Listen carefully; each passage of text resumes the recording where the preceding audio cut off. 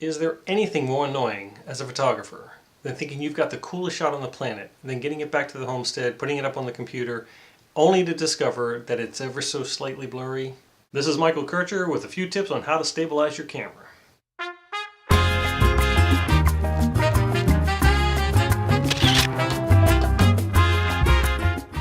Tip number 1, use a tripod.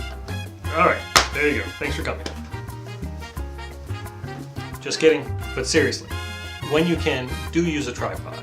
Not only is it a great stabilization device for your camera, but it also gets you to slow down and really gets you to think about what you're shooting. It is a more considered and deliberate approach to your photography. But oftentimes, we need to work fast, and lugging around that big old tripod really isn't the most convenient thing to do, so it usually ends up staying in the car. In which case, tip number 2, learn the proper way to hold a camera. First of all, let the camera sit comfortably and with all of its weight in your left hand. Don't do this. This is too unstable. Nice solidly sitting in the left hand like this. Next, get your elbows in.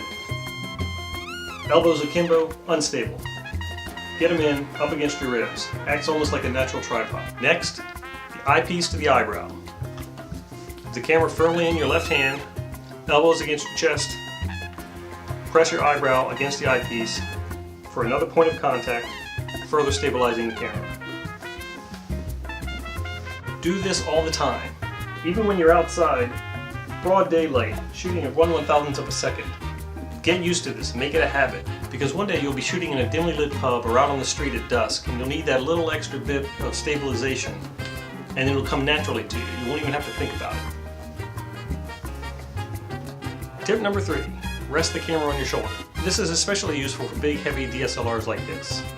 Take your left shoulder, point it toward your subject. Set the camera up on here, get the eyebrow to the eyepiece,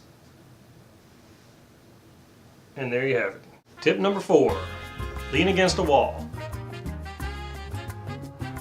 or a tree, or a car, or pretty much anything that's bigger and heavier and sturdier than you are. Along with tips 2 and 3, this will add just another level of steadiness. Tip number 5, strap under the arm. With the camera over your shoulder like this, you're going to squeeze the strap with your arm. Make it nice and taut here. See, this stays loose. This is taut. Bring this up to your eye. Eyepiece to the eyebrow. More stabilization. Bonus tip, a bottle of beer.